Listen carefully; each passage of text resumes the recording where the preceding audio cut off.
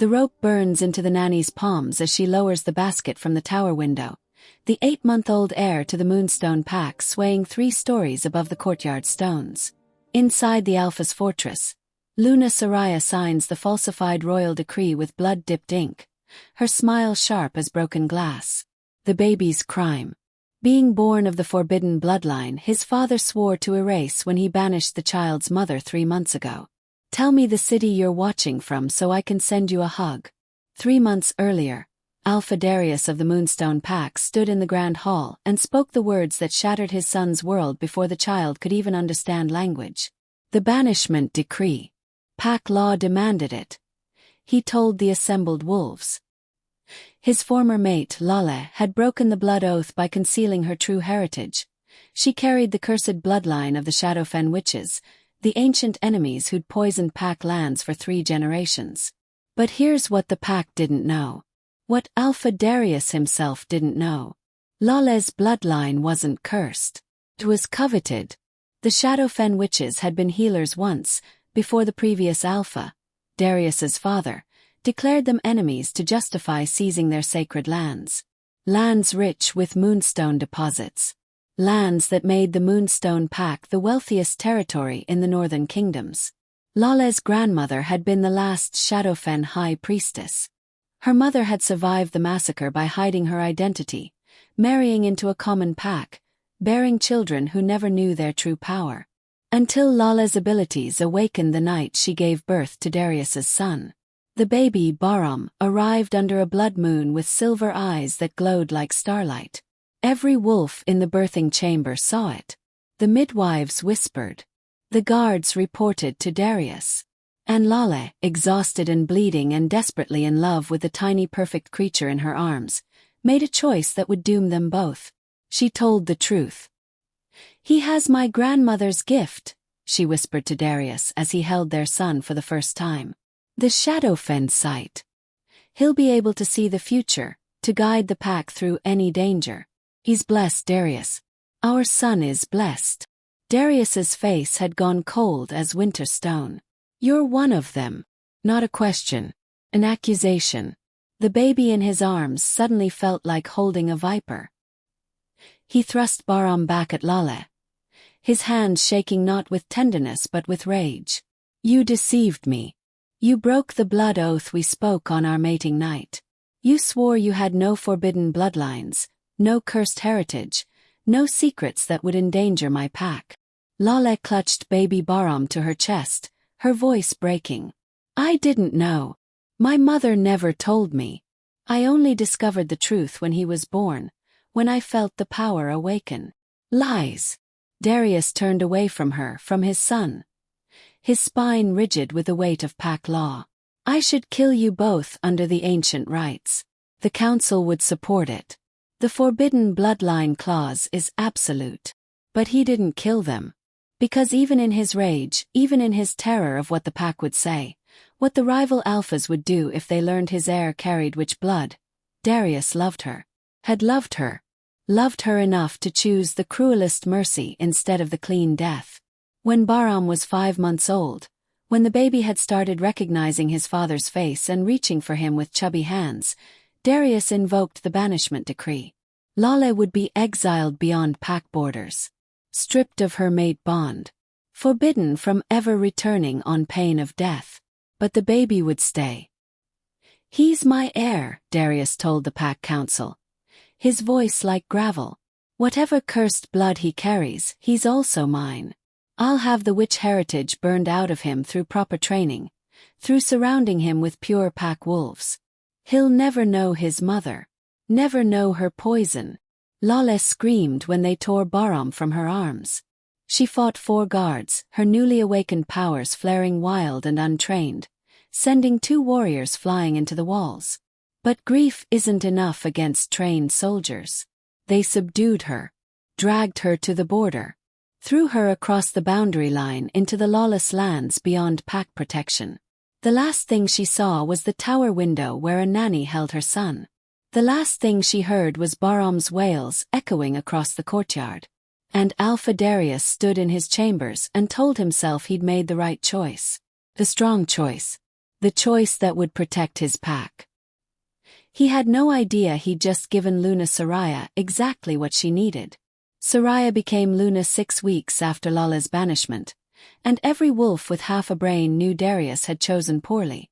She was beautiful, certainly. Daughter of the wealthy Eastern Ridge pack, connected to half the noble houses in the realm. She played the political game with the precision of a master chess player, always 3 moves ahead, always smiling. But she was cold. Where Lala had radiated warmth, had spent her days in the pack nurseries and the healing halls, had known every Omega by name, Soraya barely acknowledged anyone beneath her station. She swept through the fortress like winter wind, lovely and lethal, leaving frost in her wake.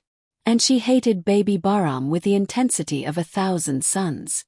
"You expect me to raise another woman's child?"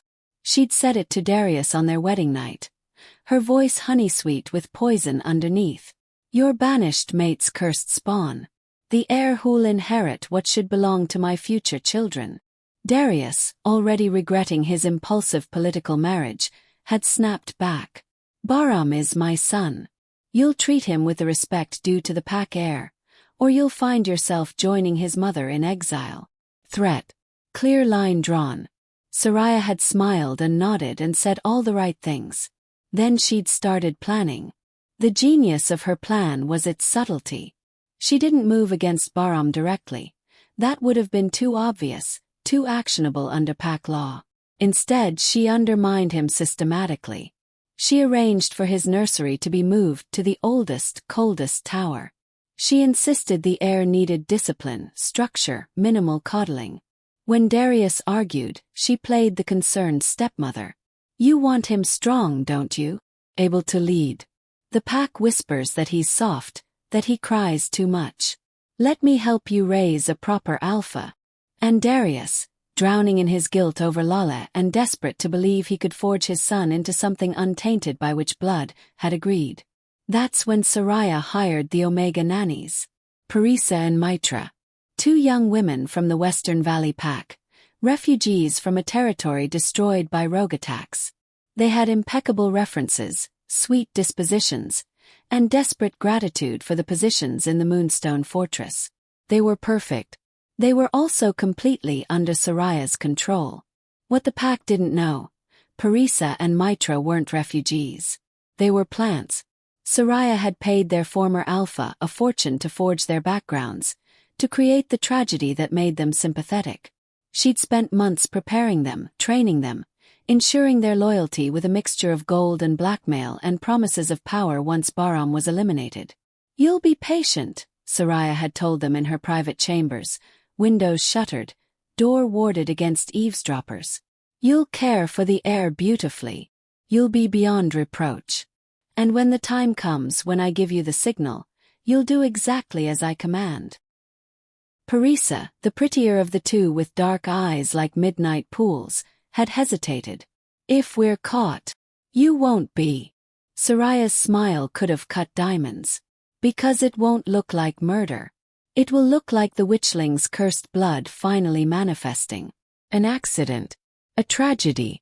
And Alpha Darius will be so broken by grief that he'll do anything I suggest, including siring me a proper heir.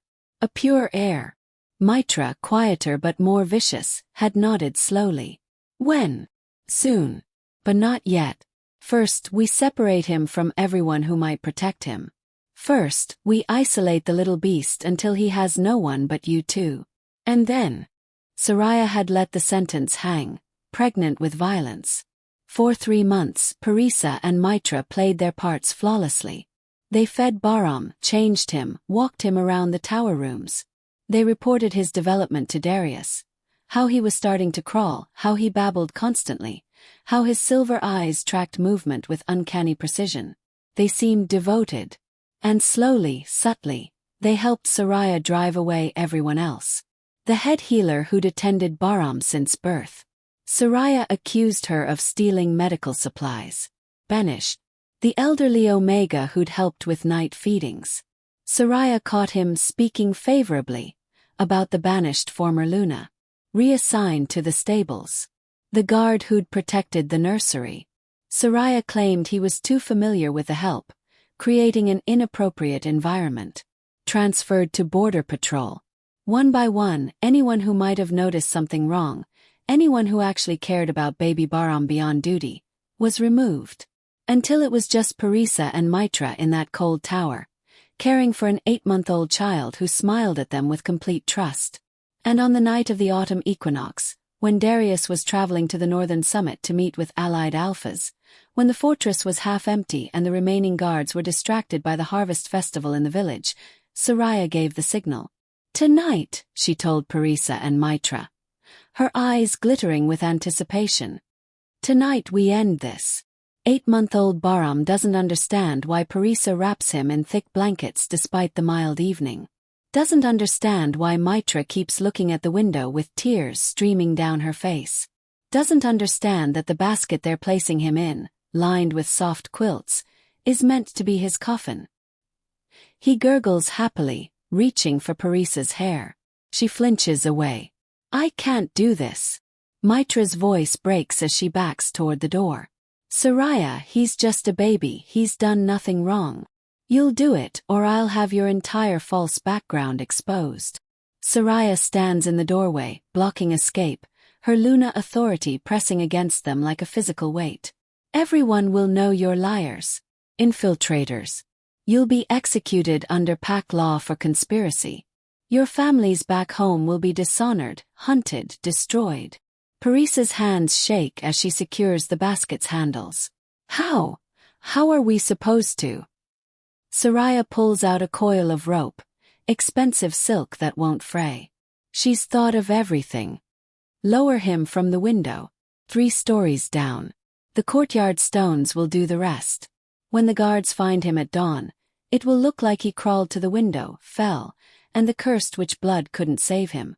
Tragic. Inevitable. Someone will hear him cry. Mitra's grasping at any excuse now. The guards patrol. The guards are drunk on festival wine. The ones who aren't are stationed at the village. I've made certain of it. Cyrus steps into the room, her movements predatory. "And the child won't cry. Not if you give him this first." She holds out a small vial. Liquid silver, shimmering in the lamplight. Dream shade. Parisa recognizes the poison immediately. That's forbidden, even possessing it is. Just a few drops in his evening milk. He'll sleep peacefully. Won't feel a thing. Isn't that merciful? The word merciful from Cyrus's mouth is an obscenity. But Parisa takes the vial anyway, because what choice does she have? Cyrus owns her. Owns them both. Has owned them since the moment they accepted her gold and her lies. They prepare the milk. Add 3 drops of dream shade, watching it dissolve into silver swirls. Parisa brings the bottle to Bahram, who reaches for it eagerly. He's always hungry, always happy to eat. He trusts them completely. That trust breaks something in Parisa's chest. "I'm sorry," she whispers as Bahram drinks. "I'm so sorry, little one." Bahram finishes the bottle, then yawns hugely. His silver eyes already drooping. The dream shade works fast. Within minutes he's deeply asleep, his breathing slow and even. His tiny chest rising and falling peacefully. He looks angelic, innocent, loved. Cyrus watches with satisfaction. Good. Now the window. The tower window is ancient, tall and narrow, designed for archers in the fortress's early days. It opens onto a sheer drop to the central courtyard below. 3 stories of stone. Fatal for anyone who falls, even a shapeshifter. Especially an infant whose bones haven't fully developed, whose wolf hasn't emerged. Mitra ties the rope around the basket's handles with trembling fingers. Triple knots. She's ensuring they're secure, but her face is gray, her breathing rapid. There has to be another way. We could run. Take him and run beyond the borders. And spend your lives hunted by every pack in the realm. Cyrus laughs, a sound like breaking glass. You'd last a week. The child would die anyway, slowly in some forest, torn apart by rogues. At least this is quick. Parisa secures the second rope around a support beam by the window. She's crying now, silent tears tracking down her face. May the moon goddess forgive us. The moon goddess. Cyrus spits the title like a curse. The goddess chose to give this cursed bloodline to an innocent child. She's not the one you should be praying to. They lift the basket to the window ledge. Bahram shifts in his drugged sleep, making a small sound. Not quite a cry, just a baby noise. Contentment maybe. Or the last dream he'll ever have. Parisa holds the rope, feeling the weight of the child in her hands. 8 months old. 8 months of life. 8 months of smiling and growing and learning to recognize faces. 8 months of being loved by a father who'd nonetheless banished his mother. 8 months of being hated by a stepmother who'd nonetheless smiled at him in the halls. Do it. Soraya's voice is iron. Now. And Parisa begins to lower the basket. The rope slides through her palms, burning her skin. The basket descends past the window, swaying slightly in the evening breeze. 1 foot, 2 feet, 6 feet, 12 feet. The weight grows lighter as more rope feeds out. Not because the baby is lighter, but because the angle changes, because physics doesn't care about morality or murdered heirs. Mitra watches from the window, her face turned away but unable to stop herself from looking. The basket is halfway down now. Still swaying. Still descending. Still alive. That's when they hear the howl. The howl comes from the forest beyond the fortress walls, and it's unlike anything the pack has heard before. Not the hunting call of a wolf. Not the warning cry of a sentinel. This is pure anguish given voice. A mother's grief weaponized into sound, and it carries supernatural weight that makes every window in the fortress rattle. Lale has returned. 3 months in the lawless lands beyond pack borders hasn't killed her. It's transformed her. The shadowfen witch blood that Darius tried to erase, that remained dormant for generations, has fully awakened. Driven by maternal fury, by the soul-deep need to reach her child, Lala's powers have erupted into something the realm hasn't seen in 3 generations. She can feel Bahram's terror. Can feel his drugged confusion even from a mile away. The mother-child bond proving stronger than banishment, stronger than pack law, stronger than death itself. She comes for him like a hurricane. The outer wall guards see her first. A figure emerging from the forest, moving faster than any wolf can run, wrapped in shadows that writhe like living things. They raise the alarm. Sound the bells. Reach for their weapons. Lala doesn't slow down. She hits the wall at full sprint and the stones crack, ancient wards built by the pack's founders simply shattering under the force of her rage. She tears through the outer defenses like they're paper, sending guards flying, not killing but certainly not gentle. She has no time for mercy. No time for anything but reaching Bahram. In the tower, Soraya hears the bells and curses viciously. Faster! Lower him faster! Something's wrong. Mitra pulls at the rope trying to help, but her hands slip and several feet of line spiral out too quickly. The basket drops, catches with a violent jerk that makes Bahram stir in his drugged sleep. If you drop him before he reaches the ground, the fall won't be explained. Soraya shrieks. Control the descent. Parisa wraps the rope around her waist, using her body weight as a brake. The basket stabilizes. Continues downward. They're at the 2nd story level now. 1 more story to go. 1 more story and the heir dies and Soraya's plan succeeds. But Lale is in the courtyard. She bursts through the main gate as guards scramble to stop her, their weapons passing through the shadows she commands like cutting smoke. She doesn't harm anyone fatally. Some part of her even now remembers that these were her pack once, her people, wolves she'd healed and helped and cared for. But she doesn't stop either. She runs across the courtyard and looks up. Sees the basket hanging from the tower window, suspended by a rope, swaying 20 feet above the stone. Sees her baby inside. The howl she releases then is beyond language, beyond sound. It's pure power, pure maternal instinct, and it does something impossible. It wakes Bahram through the dream shade. 8-month-old Bahram opens his silver eyes in the basket, groggy and confused. He sees the stars above him. feels the sway of movement. Hears his mother's voice, distorted and strange but unmistakable on some instinctive level. And he reaches for her, tiny hands grasping at air.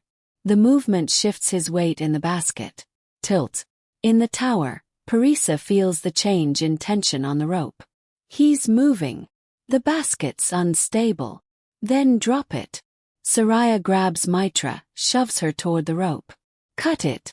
End this now. Mitra stares at the Luna, then at the rope, then out the window at the scene below. At Lale standing in the courtyard, arms raised, shadows pooling around her like rising water. At baby Bahram, awake now, crying plaintively. And Mitra makes a choice. She grabs Soraya's arm and yanks hard, pulling the Luna off balance. You want him dead. You do it yourself. Soraya snarls, spinning on Mitra with her hand raised to strike, Luna dominance flaring like a weapon. But the moment of distraction is enough. Parisa uses it to start pulling the basket back up, hauling on the rope with strength born of desperate guilt. You stupid worthless. Soraya lunges for the rope. Parisa shoves her away. He's just a baby. They fight. 3 women tangled together by the window, struggling for control of a rope that holds a child's life. Below, Lale watches in horror, her power useless at this distance. She can break walls and scatter guards, but she can't reach the 3rd story, can't snatch her child from the air. The basket rises. 5 feet. Back to the 2nd story level.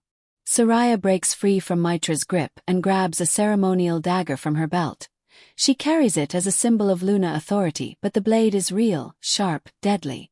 She slashes at Parisa's hands. The Omega screams, releasing the rope reflexively. The basket drops again, faster this time, all the progress lost. 15 feet from the ground. 10 feet. Lale does the only thing she can. She pulls every ounce of her awakened power, every fragment of her Shadowfen heritage, and she commands the shadows to catch him. The darkness in the courtyard rises like a wave, like living hands, rushing upward to meet the falling basket. It's impossible. It's beyond anything recorded in pack histories. But maternal love makes possible what power alone never could. The shadows catch Bahram 5 feet from the ground, cushioning his basket, cradling it with supernatural gentleness. Lale runs forward, sobbing, reaching for her son. In the tower, Soraya screams in rage and swings the dagger again, this time at the rope itself. The blade bites through 3 of the 4 silk strands. They snap with a musical twang. The basket lurches. The shadows holding it falter. Lale's concentration breaks as she stumbles, not yet close enough to grab Bahram physically. The final strand of rope holds. Barely. Baby Bahram, fully awake now, looks over the edge of his tilting basket and sees his mother for the first time in 3 months. He recognizes her. Despite the time, despite the changes, despite everything, he knows her face, knows her scent, knows her soul. He reaches for her, crying, wanting nothing more than to be held by his mama. The movement is too much. His weight shifts the wrong way. The basket tips. Bahram falls. The world goes silent. Even the wind stops. Lale sees her son tumbling through the air in horrible slow motion. His tiny body so fragile, so perfect, so utterly helpless. She lunges forward, arms outstretched, every muscle in her body straining to close the impossible distance. She catches him 6 inches from the stone. Lale kneels in the courtyard with Bahram clutched to her chest, his cries muffled against her shoulder. Her whole body shaking with the aftermath of terror and rage and 3 months of grief released all at once. The shadows around her pulse with her breathing, wild and untamed, a visible manifestation of power that has the assembled guards backing away slowly. No one moves to stop her. No one quite knows how. Then the pack council arrives, summoned by the bells and the chaos, and everything gets catastrophically worse. Elder Kaveh reaches the courtyard first, the ancient wolf who served 3 alphas and seen every crisis the pack has faced in 70 years. He takes in the scene with sharp eyes, the banished Luna holding the air, the rope dangling from the tower window, Luna Soraya visible in the window above, her face twisted with fury. Seize her, Soraya commands from the tower, her voice carrying with Luna authority. She's violated the banishment. She's attacked pack grounds. She's attempting to kidnap the heir. Guards hesitate, looking between the elder and the Luna, unsure whose authority supersedes whose in this unprecedented situation. Pack law is clear that banishment is sacred, that crossing pack borders means death. But pack law is also clear that harming the heir is the ultimate crime. And that rope hanging from the window tells a story. Elder Kaveh holds up a hand, forestalling any action. Luna Soraya, come down to the courtyard. Now. It's not a request. Even a Luna must answer to the Pack Council, ancient law established to prevent exactly this kind of abuse of power. Soraya's face goes through several expressions: rage, calculation, then careful blankness. Of course, Elder. I was merely trying to prevent further catastrophe. This which has clearly come to steal. Come down. Kaveh's voice drops to a growl, his alpha dominance pressing outward. He might be old, but he's still powerful, still respected, still dangerous when aroused. Soraya descends. She takes her time, using every second to compose herself, to craft her narrative. By the time she reaches the courtyard, she's the picture of concerned Luna, her earlier fury hidden behind a mask of worry and righteousness. Elder Kaveh, thank the goddess you've arrived. This banished wolf has violated sacred law, has used forbidden dark magic to breach our defenses. She's clearly come to kidnap young Bahram, to steal him away and corrupt him with her cursed bloodline. We must act immediately to protect. Why? Kaveh interrupts her smoothly. Was the heir being lowered from the tower window in a basket on a rope? Silence. The kind of silence that screams guilt louder than any confession. Soraya recovers quickly, but not quite quickly enough. I have no knowledge of that. Perhaps the nannies were attempting to save him from the witch's attack. To evacuate him from. The alarm bells rang after the basket was already descending. I heard them myself from the council chambers. Kaveh turns his gaze to the tower window, where Parisa and Mitra still stand frozen. Nannies, come down. Now. The two Omegas descend with the speed of the condemned walking to execution. When they reach the courtyard, Parisa's hands are bleeding from Soraya's dagger slash, and both women look ready to collapse from terror. Explain. One word. No room for lies. Parisa opens her mouth, closes it, looks at Soraya with desperate eyes. The Luna's gaze promises death, promises exposure, promises everything she'd threatened. But then Parisa looks at Bahram in Lala's arms, alive and crying and safe, and something shifts in her face. Luna Soraya ordered us to kill him, she says quietly. Gave us dream shade to drug him, told us to lower him in the basket and drop him to the stones. Make it look like an accident.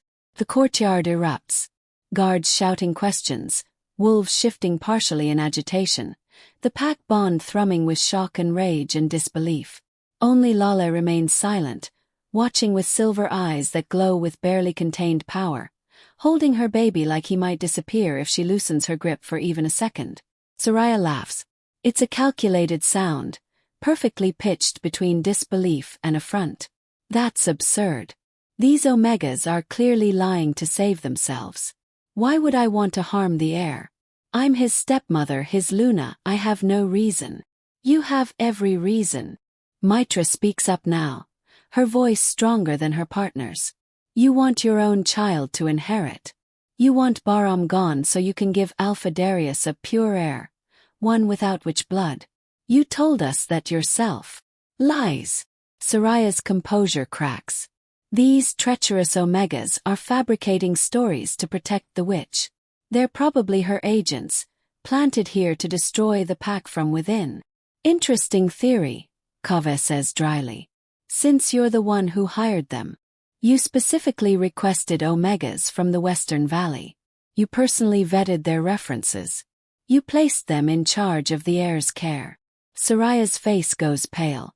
She hadn't considered that her own careful planning would condemn her. I was deceived. They must have forged their credentials. They were hired by you 6 weeks after you became Luna.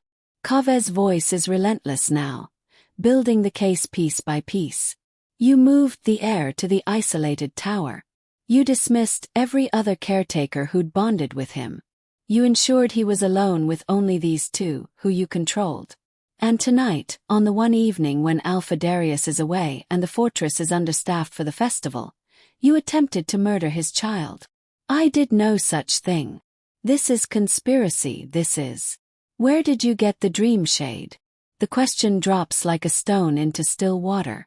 Dream shade is forbidden in all pack territories. A poison so dangerous that even possession carries a death sentence. There's no legitimate reason for a Luna to have it. No innocent explanation. Soraya's mouth works soundlessly.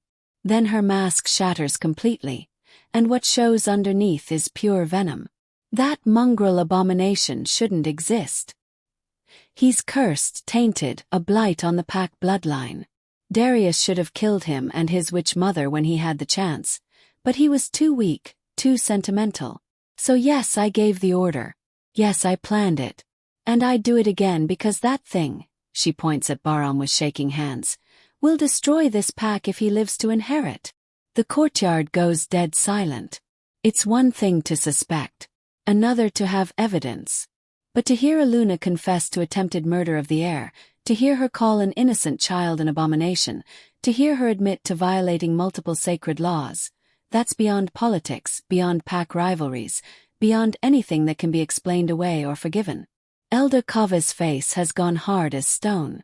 Luna Soraya, by the authority of the Pack Council and under the ancient laws, you are hereby. Wait. Lala speaks for the first time. Her voice hoarse from her earlier howls but carrying absolute authority. I have a claim. Everyone turns to look at her. She's still kneeling, still holding Bahram, but her silver eyes burn with power that makes even Elder Kava hesitate. You're banished, Soraya spits. You have no claim, no rights, no. I have the right of the wronged mother. Lala stands slowly, and shadows rise with her, pooling around her feet like loyal hounds. She tried to murder my son. Pack law grants me the right of challenge. Luna versus Luna. Her life for his. You're not Luna anymore, Soraya snarls. You were stripped of the title when you were banished. Then restore it. Lala looks at Elder Kave. Temporarily. Long enough for me to claim justice. Unless the Pack Council has become so corrupt that attempted murder of heirs goes unpunished. It's a trap, beautifully laid. If the Council refuses, they're admitting they won't protect heirs. If they agree, they're putting Soraya in a fight she cannot possibly win. Not against a mother defending her child, not against awakened Shadowfen power that outmatches anything the pack has seen in generations. Kave considers for a long moment. Then he nods slowly. The banishment was imposed by Alpha Darius for concealing bloodline. But the circumstances have changed. The bloodline in question may have saved the heir's life tonight. And the Luna who replaced you has confessed to attempting his murder. He raises his voice. By council authority, I temporarily restore Lala's title and rights for the purpose of justice. She may issue challenge. Soraya's face goes white. You can't. Do you accept? Lala asks softly. Or do you prefer the council's judgment? Because I promise you, if they decide your fate, it will be much slower than what I'll do. The choice is between a quick death in combat or a drawn-out execution involving the pack's most ancient and brutal laws regarding heir endangerment. Torture. Display. A warning to all future generations. Soraya straightens her spine. She's beautiful and vicious and doomed, but she has pride at least. I accept your challenge. Good. Lala hands Bahram to Elder Kave, the only wolf in the courtyard she trusts even slightly, and the old man takes the baby gently, surprisingly practiced with infants. Bahram whimpers but settles, exhausted from the dream shade and the terror and the chaos. Lala walks to the center of the courtyard. Her shadows coil around her like living armor. Shift or stay human. Your choice. Soraya shifts. It's her only advantage. She's larger as a wolf, faster, with claws and fangs that can tear through flesh. Her wolf is beautiful, silver gray with darker markings, built for speed and status rather than combat but still deadly. She lunges. Lale doesn't move. Doesn't need to. The shadows catch Soraya mid-leap, wrapping around her legs, her body, her throat. They don't squeeze, not yet. They just hold her, suspended in mid-air, helpless. You tried to kill my son, Lale says conversationally. Drugged him. Lowered him from a tower. Planned to shatter his skull on the stones and call it an accident. He's 8 months old. He smiles when he sees birds. He's learning to clap. He reaches for every person who walks by because he thinks everyone will hold him gently. The shadows tighten. Soraya whimpers, a high canine sound of fear. I've spent 3 months in the lawless lands, Lale continues. Starving. Freezing. Fighting rogues and wild beasts. Surviving on the faint hope that maybe, somehow, I'd see my baby again. That maybe Darius would realize his mistake. That maybe I could earn my way back. Her voice drops to a whisper. You tried to take that from me. You tried to take him from me. The shadows constrict. It's over in seconds. Quick. Clean. More merciful than Soraya deserved, but less brutal than she'd planned for Bahram. The wolf body falls to the stones with a dull thump, and the shadows dissipate like smoke on the wind. Lale stands in the center of the courtyard, breathing hard, her power still crackling around her like static electricity. She turns to Elder Kove. It's done. Justice is served. The old wolf nods slowly, still holding baby Bahram. Justice is served, he echoes formally, making it official under pack law. The challenge was witnessed and accepted. Luna Soraya's crimes are paid. But then comes the complication no one expected. Alpha Darius arrives. He enters the courtyard at a dead run, having received urgent mind-link messages about a breach, about his Luna, about his son in danger. What he finds stops him cold. Soraya's body on the stones. Lale standing over it, power radiating from her in visible waves. Elder Kove holding baby Bahram. Guards positioned around the courtyard like they're containing a threat. And 2 Omega nannies bleeding and crying by the tower wall. What happened here?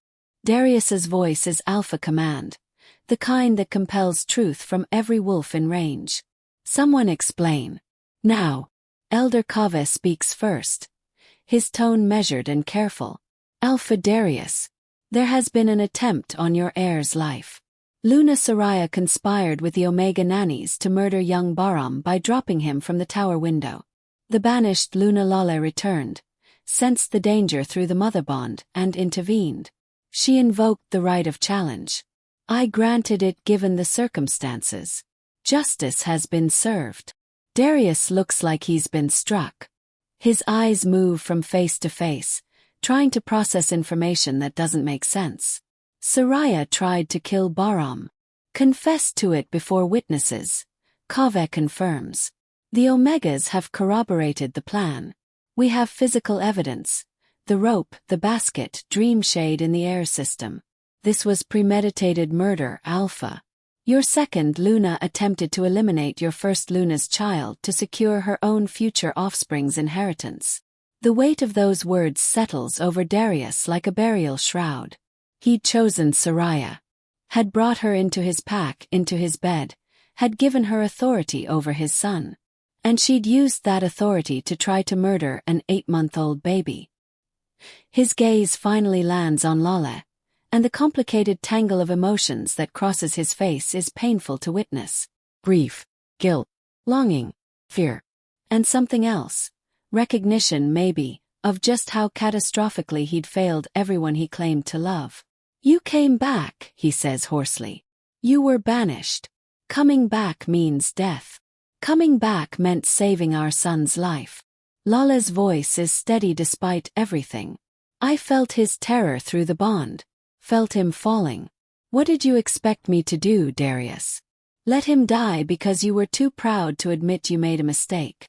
The accusation hangs between them like a blade. Darius looks at Bahram in Kove's arms.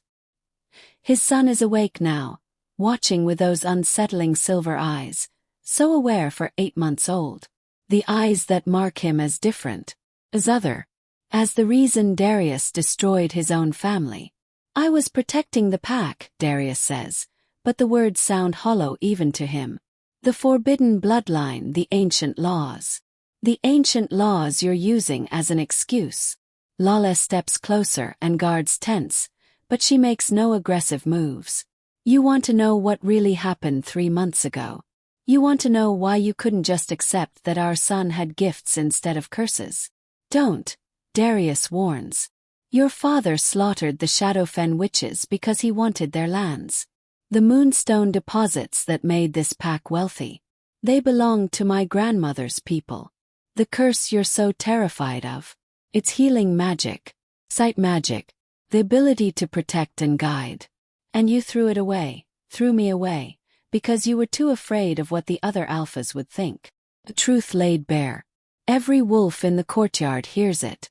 Sees Darius's face confirm it before he can school his expression. The great alpha, the strong leader, acting out of political fear rather than protecting his family. I made the choice I thought was right, Darius says stiffly. You made the choice that was easy. Lala's voice breaks finally. 3 months of grief pouring through. You chose your reputation over your son.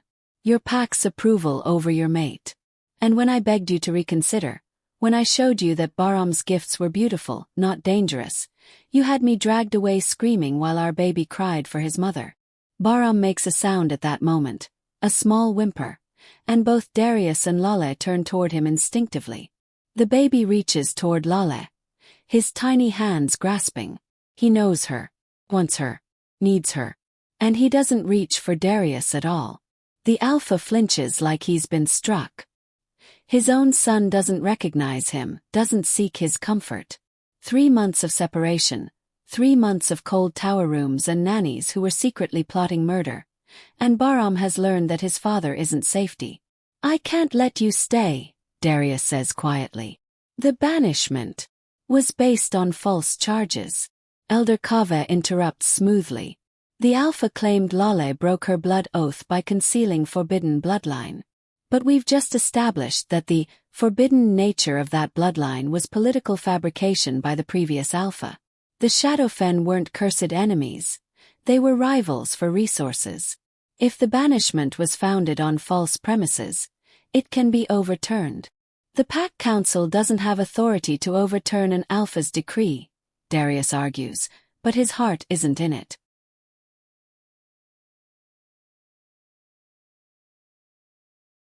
The Pack Council has authority to protect heirs from harm. Kaveh's voice hardens. And to question alpha decisions that endanger pack stability. You banished the mother of your heir based on prejudice rather than fact. You then chose a second Luna who attempted murder. Your judgment has been catastrophically flawed, Alpha Darius. The Council has grounds to invoke an oversight review. It's the nuclear option in pack politics.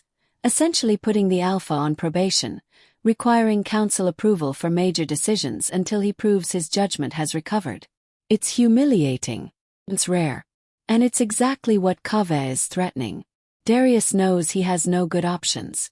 Fight the council and risk civil war within the pack. Accept the oversight and lose face with every allied alpha in the realm. Or find a third path that somehow salvages this disaster. He looks at Lale again. Really looks at her. She's different from 3 months ago. Harder, wilder, more powerful. The sweet healer who spent her days in the nursery has been forged into something formidable by suffering and maternal fury. She's magnificent and terrifying and everything he'd fallen in love with originally, amplified to dangerous extremes. If I reinstate you, he says slowly, the other alphas will see it as weakness. They'll question my authority, test our borders, potentially challenge for territory.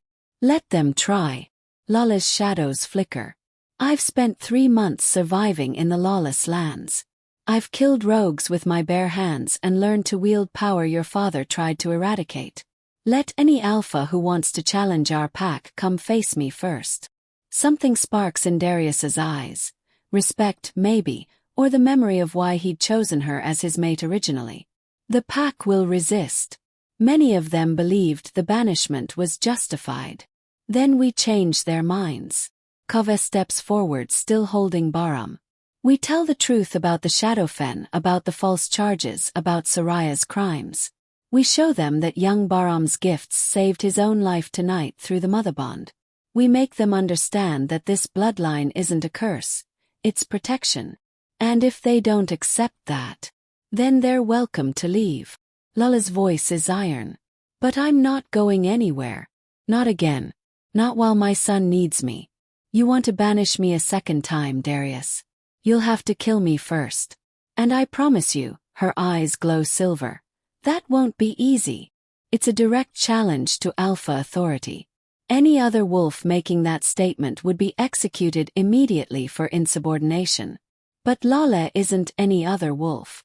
She's the mother who just saved the heir. The mate who was wronged. The Luna who defeated the conspiracy against pack law.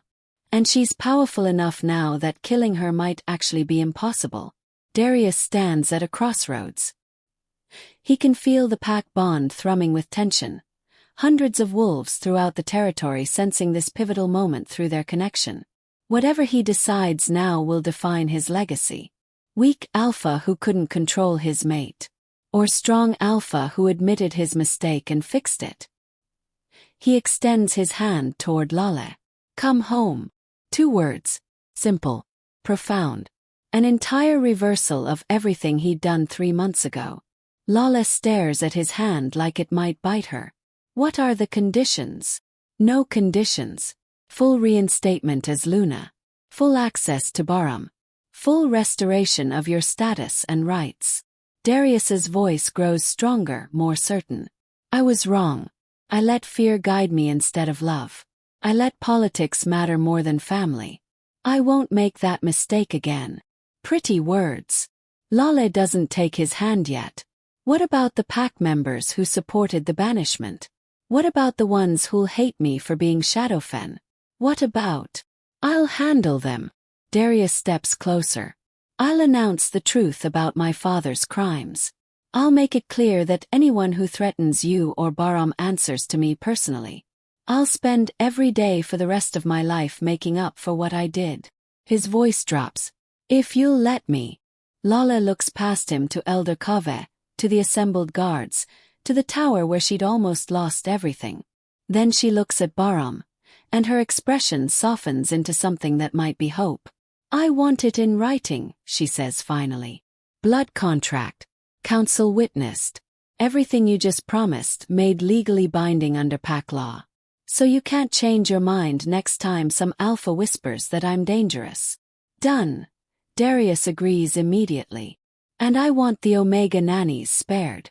They were coerced, manipulated, threatened. Soraya's the one who deserves punishment, and she's already paid. Darius looks at Parisa and Mitra, who've been watching this entire exchange with terrified eyes.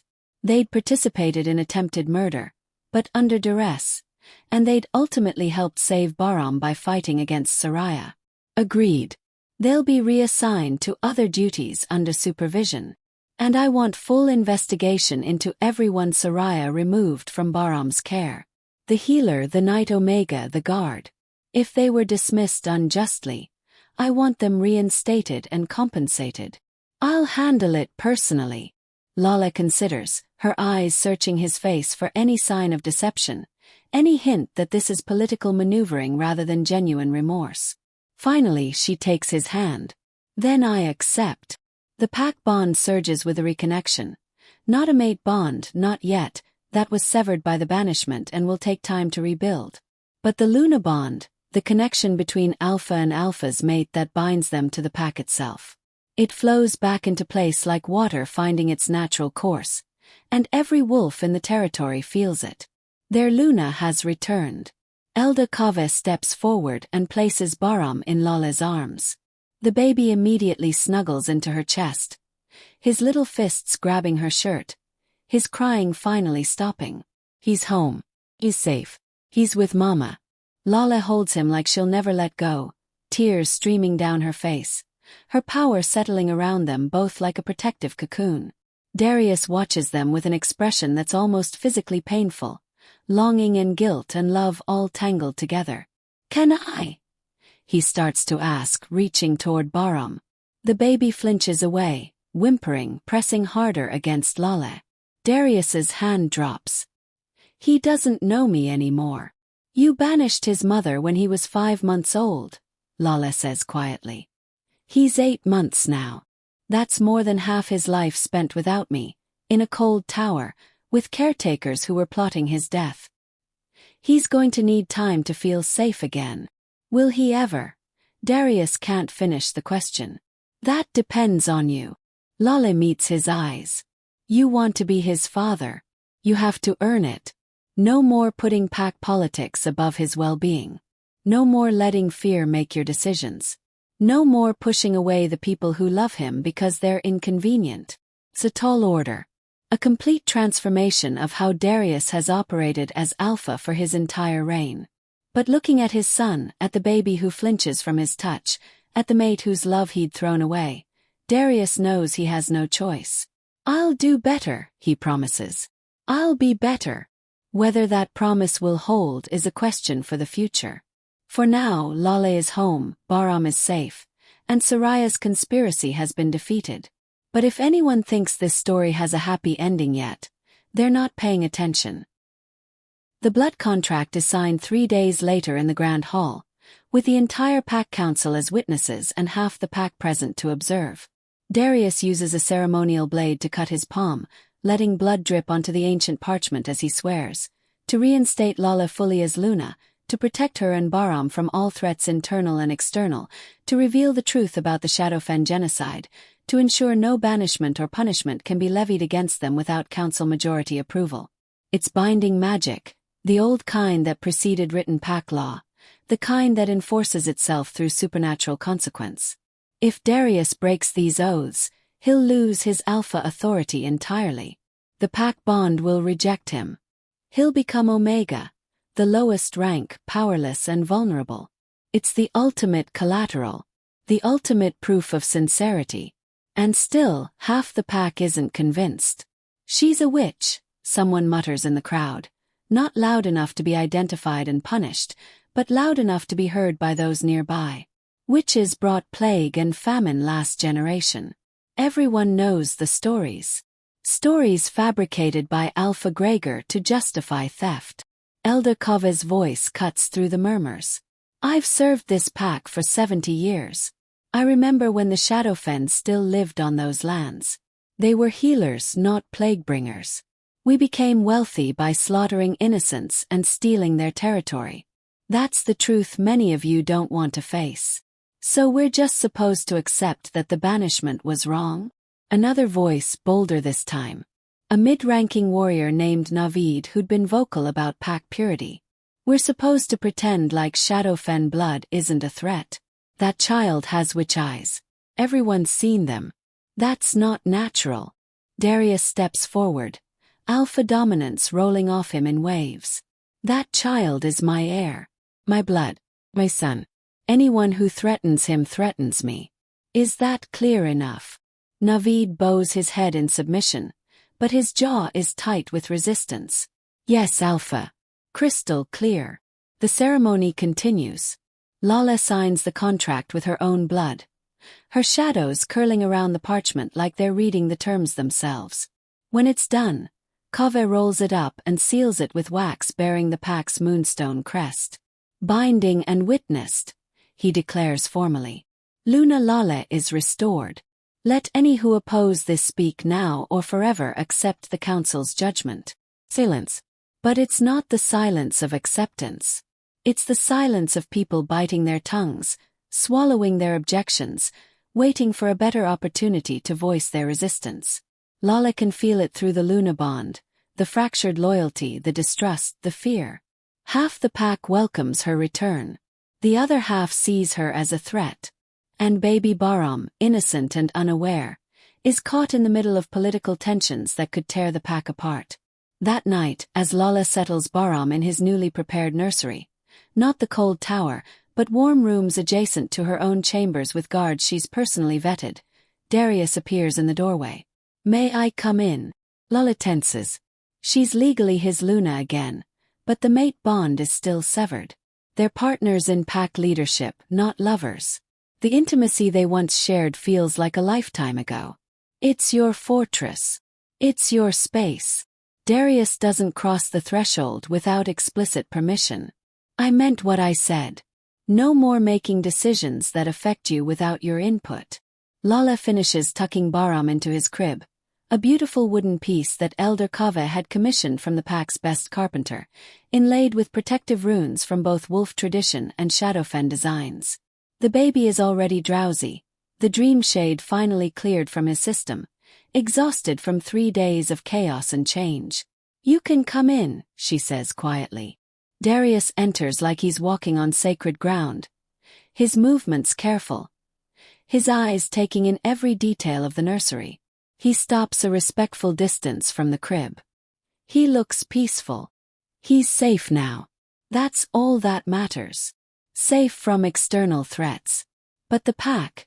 Darius runs a hand through his hair, frustration evident. "Half of them think I've lost my mind. They're calling me weak for taking you back. They're questioning my judgment, whispering about challenges." "Let them challenge." Lala's voice hardens. "You think I'm worried about some jumped-up warrior with delusions of alpha authority? After what I've survived? After what I've become? I'm not worried about you defeating challengers. I'm worried about what constant challenges will do to pack stability. We need unity, Lale. Especially now with the territory disputes in the eastern ranges. If we're fighting amongst ourselves, we're vulnerable to external attacks." He's not wrong. Pack leadership requires more than strength. It requires loyalty, cohesion, the bond that makes hundreds of individual wolves function as one coordinated unit. And that bond is fractured, maybe irreparably. "What are you suggesting?" Lale asks warily. "I need you to use your gifts. Publicly." Darius moves closer to the crib, looking down at sleeping Bahram. "Show the pack that Shadowfen magic isn't curse, it's asset. Heal someone who's been written off. Use your sight to prevent a disaster. Make them understand that having you and Bahram here makes us stronger, not weaker." It's a reasonable request. It's also asking Lale to perform like a trained animal, to prove her worth to people who should simply accept her because she's their Luna. And if they still don't accept it, Lale challenges. "If I heal their children and save their lives and they still see me as witch? Then we exile the resistors." Darius's voice is flat. "I won't have this pack torn apart by prejudice and lies. Anyone who can't accept you and Bahram after you've proven your value can find another territory. It's a nuclear option.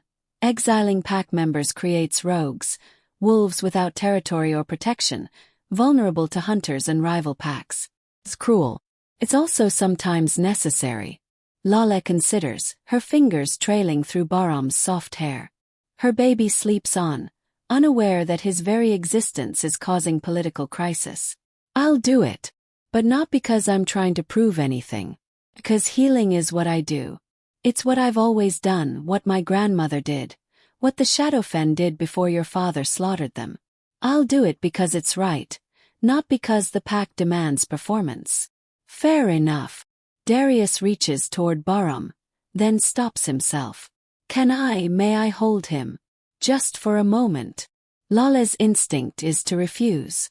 To protect her baby from the man who'd torn them apart.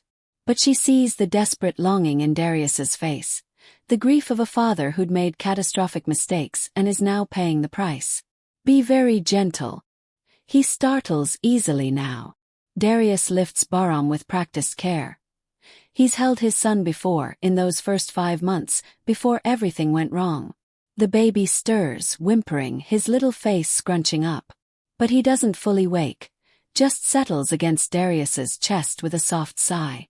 The Alpha's eyes close.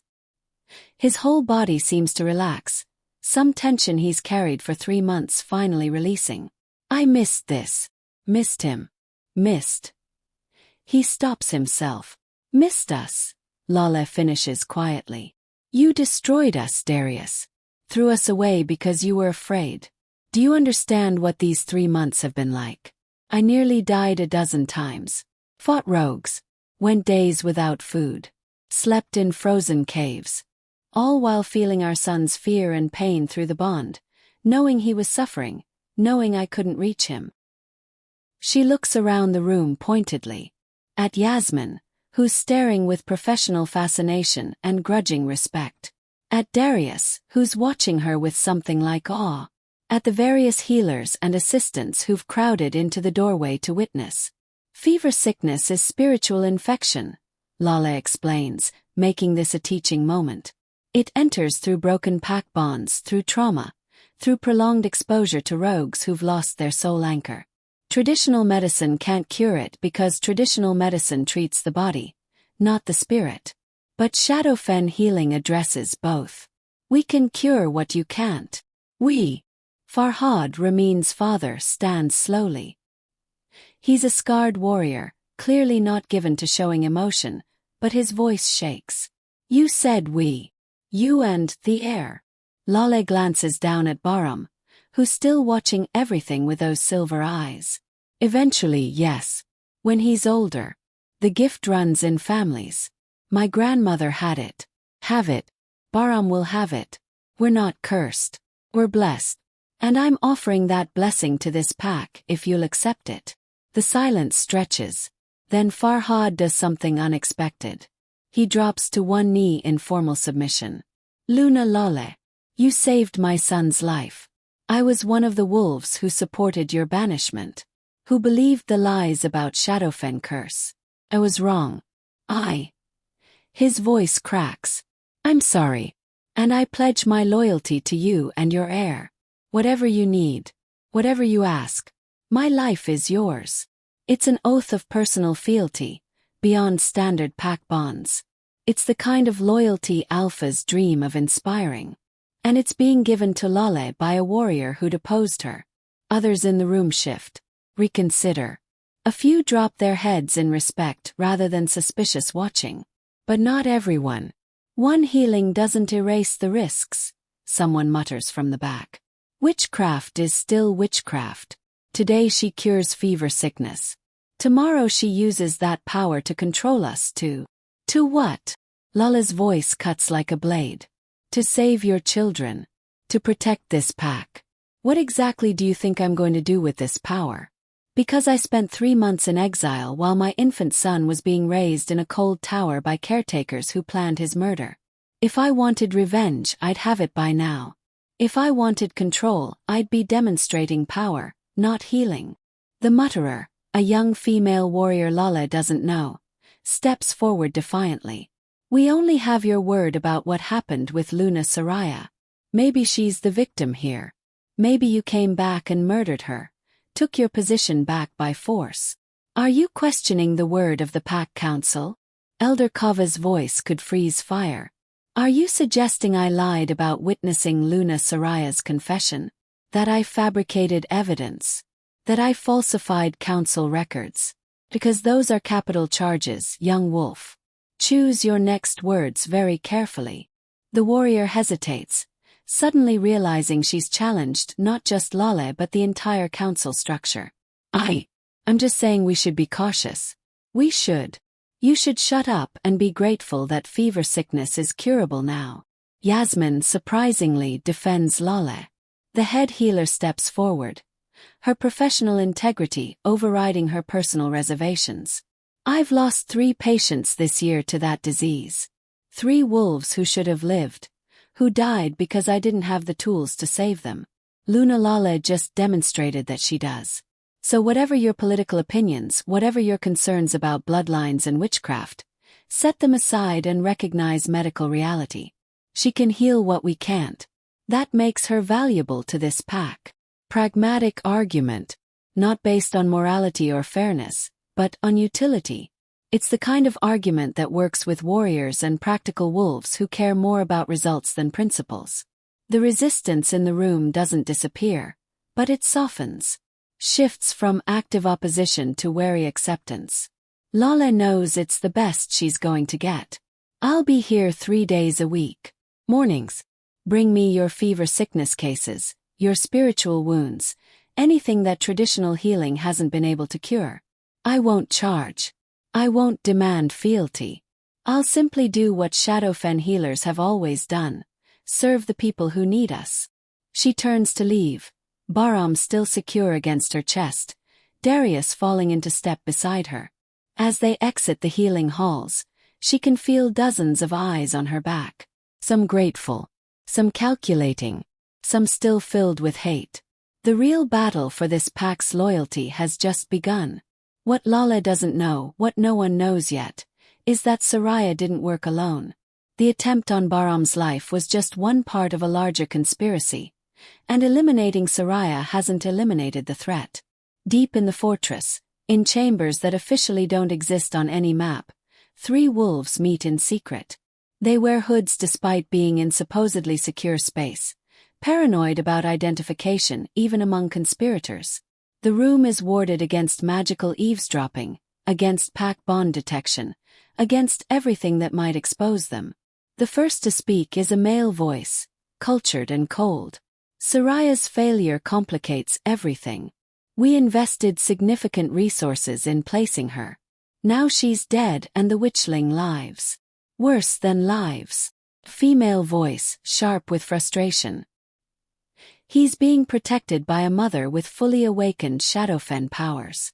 Lala is more dangerous now than she was before the banishment. The exile made her stronger, not weaker. Then we eliminate them both. A third voice, rougher, clearly a warrior. Take them out together. Make it look like an external attack. Rogues, rival pack, something that can't be traced to us. Too obvious so soon after Soraya's attempt. The cultured male voice again. The council is on high alert. Darius is paranoid about threats to his heir. We need subtlety. Patience. Patience. The female laughs bitterly. We've been patient for 3 generations. Patient while the Moonstone Pack grew wealthy on stolen Shadowfen lands. Patient while Alpha after Alpha consolidated power that should have been distributed among the noble families. Patient while bloodlines that should lead were forced into subordinate positions. How much more patience do you suggest? As much as necessary to achieve our goals. The cultured voice is implacable. Soraya rushed. Acted out of personal jealousy rather than strategic planning. That's why she failed. We won't make the same mistake. So what do you propose? The warrior sounds frustrated. We just watch while the witch heals the pack. While she wins their loyalty. While the cursed heir grows stronger. We use their own tools against them. The cultured voice carries a smile now. Lale wants to prove Shadowfen magic is beneficial. Let her heal dozens of wolves. Let her become indispensable. And then we arrange for a healing to go catastrophically wrong. Silence as the other 2 process this. You want to sabotage a healing. The female voice is intrigued now. Make it look like Shadowfen magic is dangerous after all? Precisely. 1 child dies under her care, preferably after a very public healing session where she claimed she could save them. The pack will turn on her faster than she can defend herself. Darius will have no choice but to banish her again, possibly execute her for murdering a patient. And the heir will be vulnerable once more. How do we sabotage a spiritual healing? The warrior asks. We don't have access to that kind of power. We don't need to. We just need to ensure she treats someone who's too far gone to save. Someone whose death is inevitable.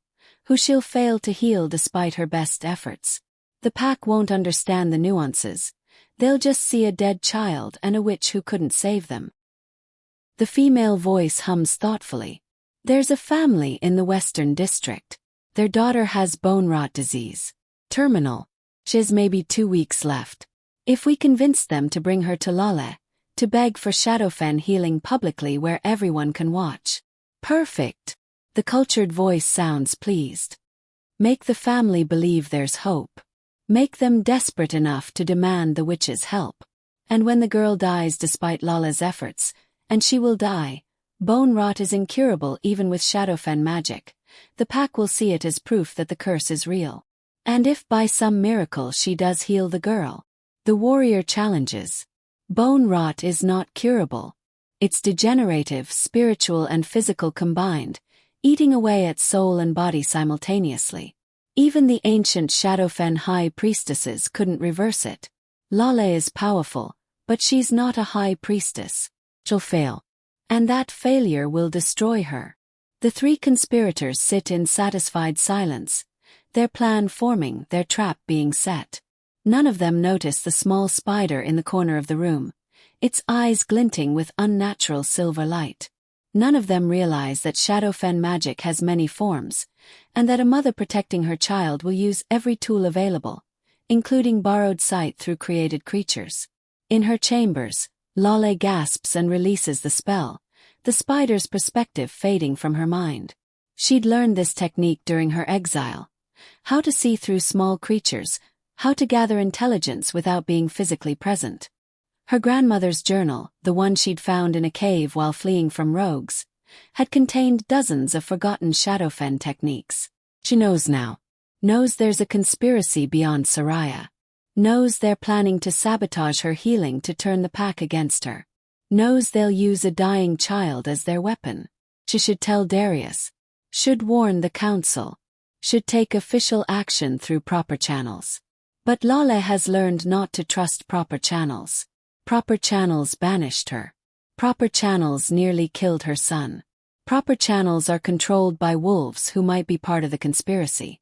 So she makes a different choice. Harder choice. She'll save the girl with bone rot disease. She'll do the impossible. She'll prove that even the conspirators' best plans can't stop a mother defending her child. And if that means pushing her powers beyond safe limits, risking her own life to demonstrate Shadowfen healing's true potential, then that's a price she's willing to pay. Because Bahram is sleeping peacefully in the next room. Because he's started smiling again. Because yesterday he reached for her and said, "Mama," for the first time since the reunion. She'll burn herself out completely before she lets anyone hurt him again. The family arrives 3 days later, just as the conspirators planned. Kareem and Dilara, carrying their 8-year-old daughter Suri into the healing halls. The girl is skeletal, her skin gray. Her bones literally deteriorating beneath the flesh. Bone rot disease in its final stages. She has days left, maybe a week if the goddess is merciful. "Please." Dilara's voice breaks as she approaches Lale. "Please, Luna. The healers say there's nothing they can do. But we heard you saved young Ramin. We heard you have gifts that can cure impossible diseases. Please.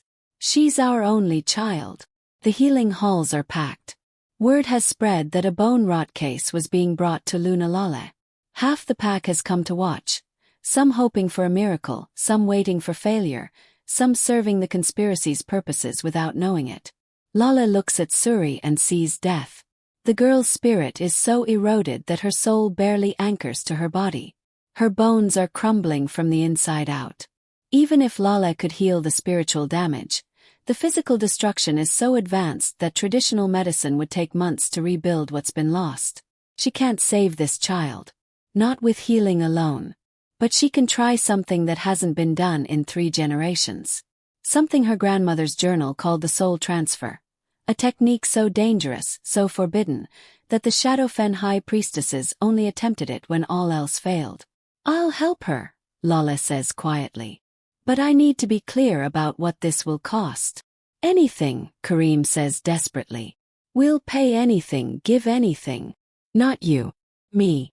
Lale meets his eyes steadily. "What your daughter needs isn't just healing.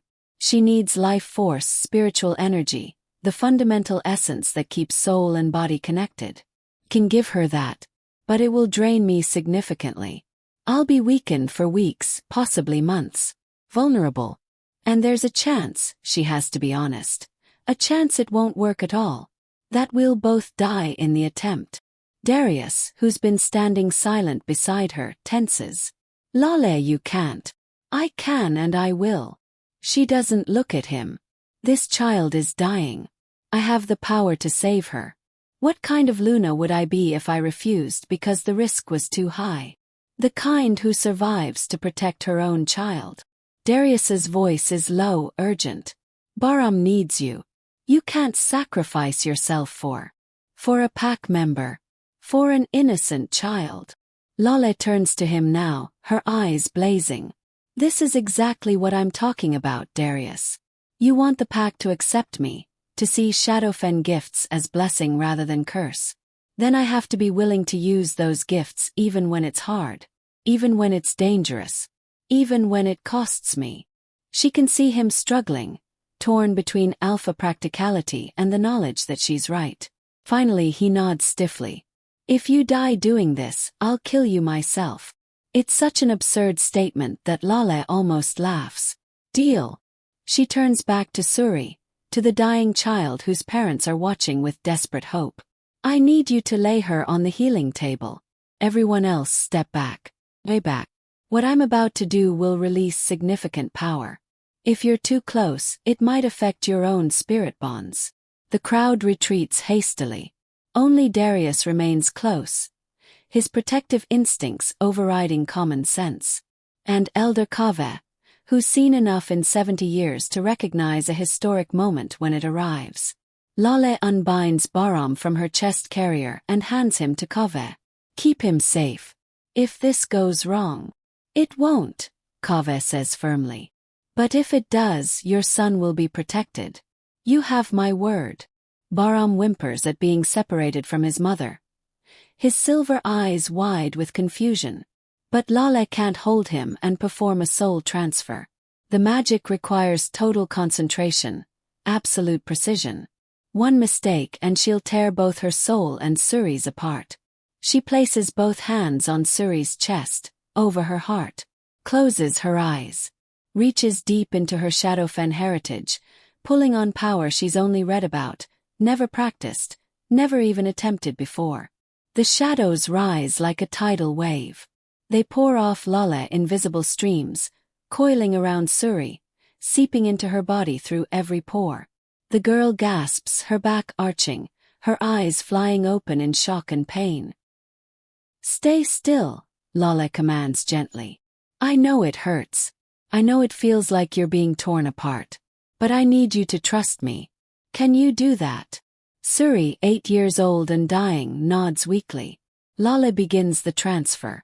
It's like ripping pieces of her own soul and transplanting them into another body. She takes her life force, the essential energy that keeps her conscious, mobile, alive, and she pushes it into Suri. Into the girl's failing bones, into her eroded spirit, into every damaged cell and fractured soul fragment. The pain is indescribable. Like being burned alive from the inside. Like having her heart torn out while still beating. Like dying in slow motion while remaining fully conscious. But Suri's bones begin to regenerate. The gray color drains from her skin. Her eyes brighten with returning life. Lale pours more of herself into the girl. More and more, drawing from reserve she didn't know she had, pushing past every warning her body is screaming, ignoring the darkness creeping into her vision. In the crowd, one of the hooded conspirators watches in growing horror. This wasn't supposed to happen. Bone rot was incurable.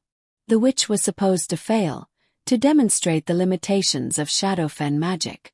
Instead, she's performing a miracle at potentially fatal cost to herself. Stop her, the conspirator hisses to his companion. If she succeeds. How? The other conspirator is panicking. She's surrounded by guards.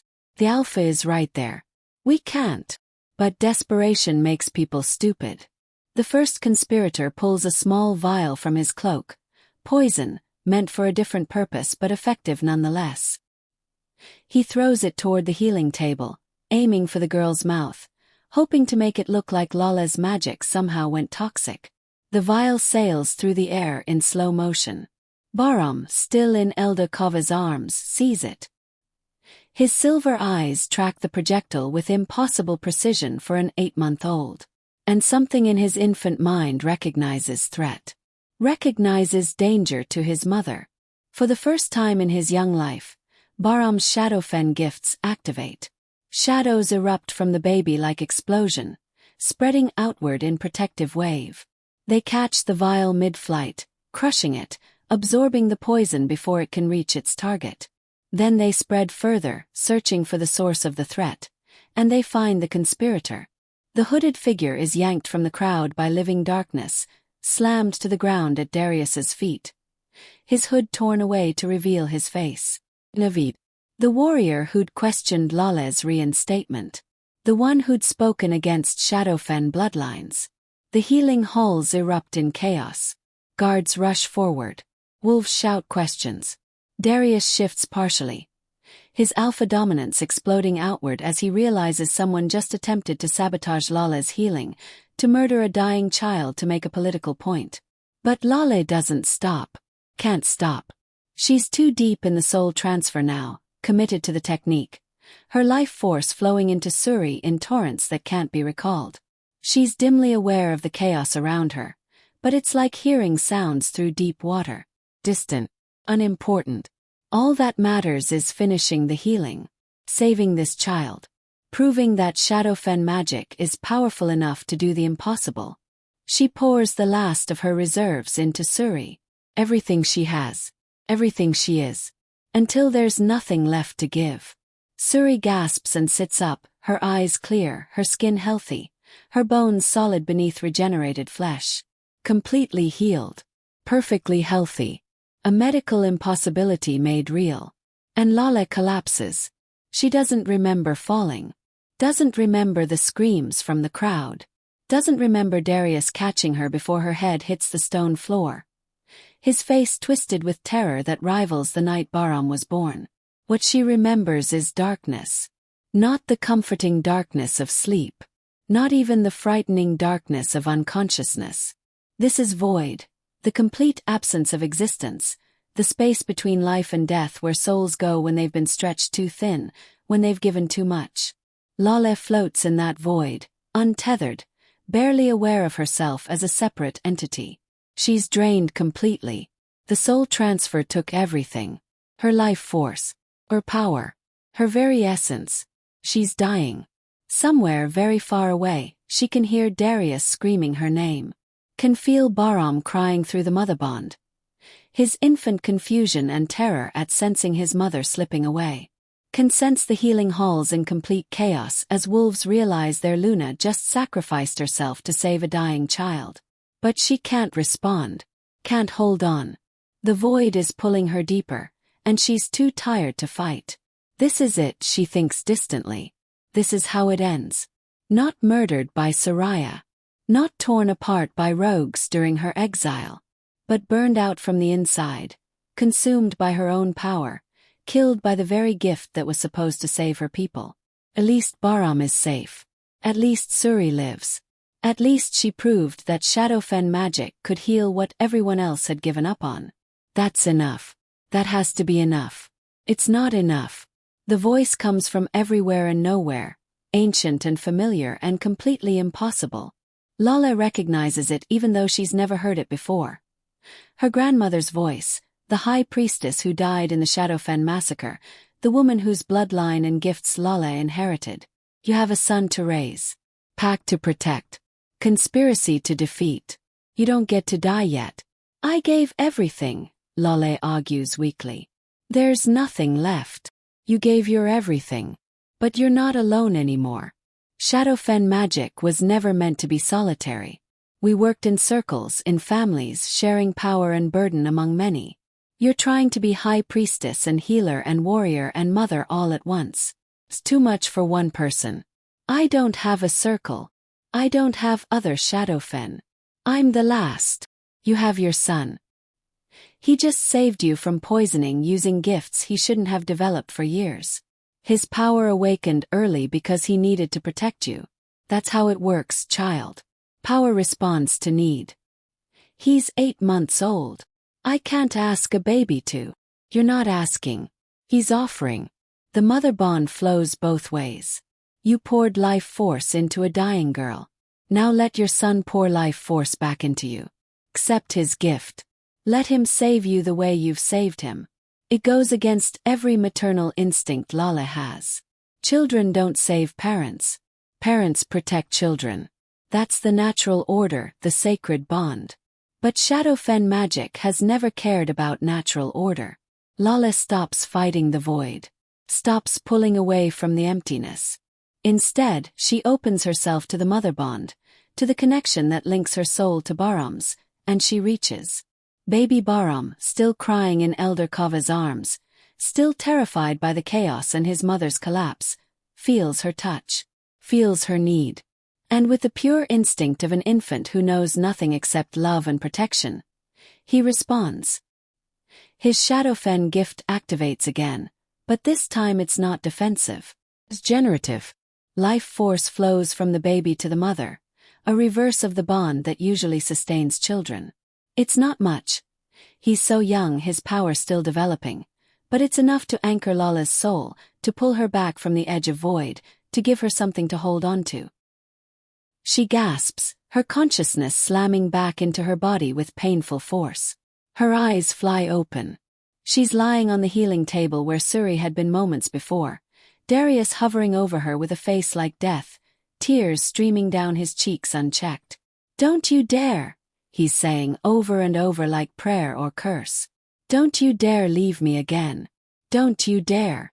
"Darius." Her voice is barely a whisper, but he hears it. His eyes lock onto hers with desperate relief. "You're alive. Oh goddess, you're alive. What were you thinking? How could you be so reckless? You almost died, you almost." "Suri," Lala interrupts weakly. "Is she completely healed?" Asking for her parents, healthy as any child in the pack. Darius's expression is torn between pride and fury. "You did the impossible. And you nearly killed yourself doing it." Lala tries to sit up, fails, and settles for turning her head. She can see Bahram in Kava's arms, the baby still crying but calming down. His silver eyes fixed on her with heartbreaking intensity. "Bring him to me." Kava approaches carefully, placing Bahram on Lala's chest. The baby immediately snuggles in, his crying stopping. His tiny hands gripping her shirt like he'll never let go. "He saved me," Lala says quietly. "Shared his life force to pull me back. I didn't think that was possible in one so young." "Nothing about your bloodline seems to follow expected rules," Kava observes. He also identified and neutralized a poisoning attempt, restrained a conspirator, and demonstrated tactical awareness that belongs to adult warriors, not infants. "Your son is remarkable." "He's remarkable because he's hers." Darius's voice is rough with emotion. "Because he has her courage, her power, her absolute refusal to let threats stand." Lala looks past Kaveh to where guards are restraining Naveed, the exposed conspirator. "How many others?" "We're investigating now." "He's refusing to talk, but we'll break him." Darius's alpha dominance flares dangerously. "Anyone who tried to sabotage your healing, who tried to poison a dying child to make a political point, they'll answer for it. Every single one. Don't kill him yet." Lala's voice is getting stronger, her power slowly regenerating. "We need information. Need to know how deep this conspiracy goes, who else is involved, what they're planning next." "We'll extract everything he knows," Darius promises grimly. Lala closes her eyes, exhausted beyond measure but alive. Bahram's steady breathing against her chest is the most beautiful sound she's ever heard. Suri is healed. The conspiracy is partially exposed. She survived despite giving everything. But she knows this isn't over. Naveed is one conspirator among possibly many. The plot against her and Bahram runs deeper than attempted sabotage. And somewhere in the pack, hooded figures are probably already planning their next move. She needs to get stronger. Needs to learn to work with Bahram's power instead of trying to operate alone. Needs to remember that Shadowfen magic was designed for circles, for families, for shared burden. She needs allies. Real ones. Not just Darius and Kaveh but wolves who understand what she's trying to build, who believe in Shadowfen gifts, who'll stand between her son and any threat. But right now, in this moment, she's alive. Bahram is safe. And an 8-year-old girl who was dying is running around the healing halls showing her parents she can jump again. That's enough for today. 3 days later, Naveed breaks under interrogation. Not torture. Darius refuses to stoop to that level despite his rage, but relentless questioning, strategic pressure, and the looming threat of execution for attempting to poison a child. He names 2 other conspirators. Both are arrested immediately, their chambers searched, their correspondence seized. The evidence is damning. Coded messages discussing removing the witch and her spawn, references to payments from an unnamed patron outside the pack, plans for multiple attempts if the first failed. But there's a problem. One of the conspirators is found dead in his cell before he can be questioned. Poison self-administered. His final act of loyalty to whoever's orchestrating this. The other one claims ignorance, says she was following Naveed's orders, had no knowledge of any larger conspiracy. And Naveed himself, when pressed about who's funding the conspiracy, who's pulling the strings, who benefits from eliminating Lale and Bahram beyond simple prejudice. He laughs. You think this is about your pack? He sounds almost pitying despite being in chains. You think this is internal politics? You're so focused on pack bonds and Luna status that you're missing the larger game. Darius leans forward, his patience exhausted. Explain. Now. The Shadowfen massacre wasn't random violence. It was strategic elimination. Your father didn't just want their lands. He wanted to ensure their bloodline couldn't return to threaten the territorial gains. Naveed's smile is cold. But he failed. Lale's mother survived, had children, and now Lale's gifts have fully awakened, and she's produced an heir with even stronger potential. Get to the point, Darius growls. The point is that the other alphas know. The ones who benefited from the Shadowfen genocide, whose territories expanded when the witch lands were divided. They know that if Lale fully develops her powers, if she trains young Bahram, if she rebuilds even a fraction of what the Shadowfen circle was capable of, your pack becomes unstoppable. A threat to the entire territorial balance. The words land like stones in still water, ripples spreading outward. You're saying this conspiracy is external? Have asked sharply. That rival alphas are trying to eliminate Lale? Not just eliminate. Discredit. Make her so dangerous, so controversial, that Darius has no choice but to banish or execute her. Make the Moonstone Pact tear itself apart from within rather than attacking from without. Naveed shrugs as much as his chains allow. Soraya was a plant. I'm a plant. The dead conspirator was a plant. We've been infiltrating your pack for 2 years, waiting for the right moment. And when Lale was banished and returned, when her powers activated, when she started healing publicly, that was the signal to act. Who sent you? Darius's voice is deadly quiet. Which alpha? That's the beautiful part. I don't know. None of us knew. We received orders through intermediaries, were paid through anonymous channels, never met our ultimate employer. Naveed grins. You can torture me all you want. I genuinely can't tell you which pack is behind this. Could be the Eastern Ridge, could be Northern Summit, could be any alpha who sees Shadowfen magic as existential threat. Lale, who's been listening to this interrogation through the door, steps into the room. She's still weak from the soul transfer, leaning on a support stick, but her eyes burn with silver intensity. Then we'll assume they're all threats. We'll prepare for attacks from all directions. And we'll make it very clear that anyone who comes for my son faces me. Naveed looks at her with something like respect. You're strong, I'll give you that. But you're one wolf against multiple alpha territories. And eventually they'll send someone you can't stop. Someone with power that matches yours, with training you lack, with resources you can't compete against. Let them try. Lala's voice is iron. I survived 3 months in the lawless lands. Defeated a Luna who tried to murder my son. Performed a soul transfer that hasn't been done in 3 generations. And I did it all while learning my powers from scratch, with no teacher, no circle, no support except my own determination. She steps closer to Naveed's cell. Whatever they send, I'll be ready. Whatever they try, I'll stop it. And anyone who threatens Bahram will learn exactly why the previous Alpha worked so hard to eliminate the Shadowfen. Bold words. Naveed sounds almost admiring. But words won't stop assassins. Won't prevent poisoning. Won't protect your son when the real attack comes. No. Lala smiles, and it's a terrifying expression. But power will. And I'm going to spend every day getting stronger. Training harder. Learning everything my grandmother's journals can teach me. And when they come, when whoever's orchestrating this finally makes their move, I'll show them exactly what Shadowfen magic can do when properly motivated. He turns to Darius. Execute him. Publicly. Let every pack in the realm know that anyone who conspires against the Moonstone heir faces death.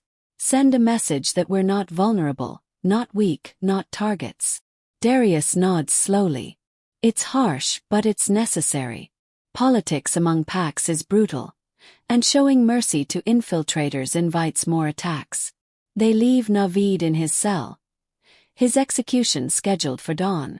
As they walk through the corridors toward their chambers, Darius speaks quietly. He's right, you know. This is bigger than internal pack politics. If multiple alphas are threatened by your powers, they could coordinate.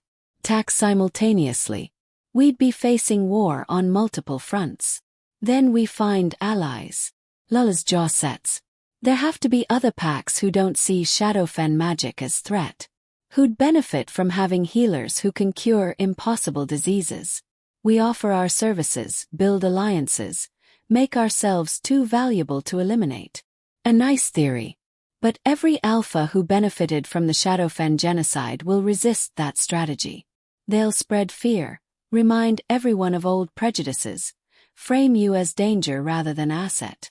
Let them. Lala stops at the nursery door, checking through the window to see Bahram sleeping peacefully with guards stationed around his crib. I've spent 3 months being cast out, 3 days nearly dying, and 8 months total being separated from my son or fearing for his life. I'm done apologizing for my bloodline. Done trying to make others comfortable with my existence. From now on, anyone who threatens us learns exactly why Shadowfen witches were feared enough to require genocide. It's a declaration of war, essentially. Not just defense but active opposition to anyone who'd threaten her family. Darius should probably counsel caution, diplomacy, strategic patience. Instead, he pulls her close, careful of her weakened state, and kisses her forehead. Then we fight together. As Alpha and Luna. As we should have from the beginning. Lala leans into him for just a moment, allowing herself this brief weakness. Tomorrow she'll be strong again. Tomorrow she'll start training in earnest, pushing her powers to new limits, preparing for the threats Naveed promised. Tomorrow she'll contact potential allies, build defenses, create strategies. But tonight she's just a mother watching her baby sleep. A mate reconciling with a man who'd failed her but might earn forgiveness eventually. A Luna protecting her pack the only way she knows how. The door to the nursery opens quietly. She enters alone, dismisses the guards with a nod, and lifts Bahram from his crib. The baby stirs but doesn't wake fully, just snuggles against her with a contented sigh. You saved me, she whispers to him. 8 months old and you saved your mother's life. That's not supposed to be possible. But then again, we've never been very good at following what's supposed to be possible, have we? Bahram makes a sleepy sound. His tiny hand grasping her finger with surprising strength. They're coming for us, Lala continues softly. Powerful wolves from multiple packs. Assassins and conspirators and alphas who see your gifts as threat. They'll try everything to eliminate you, to stop your bloodline before it becomes too strong. And I can't promise I'll be able to stop them all. Can't promise we'll both survive what's coming.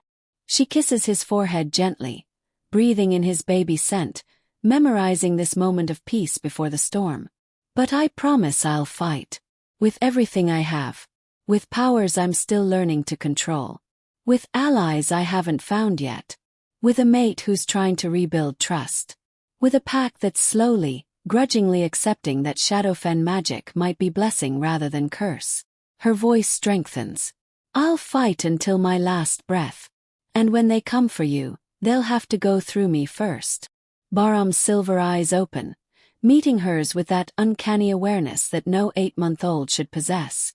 For just a moment, she swears she can feel his understanding, his acceptance, his own fierce determination to survive and grow strong.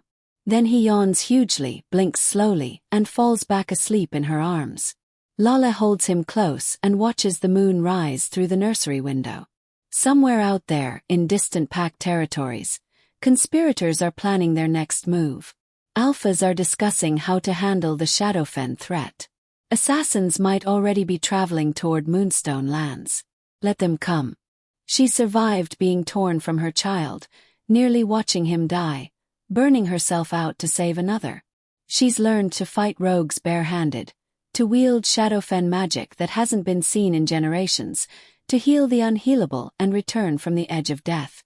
She's a mother defending her baby. And there's no force in any realm more dangerous than that. The moon watches. The shadows listen. And in the distance, barely audible even to supernatural senses, something howls. Not a wolf. Not quite. Something else entirely. Something that knows Lala's scent. Remember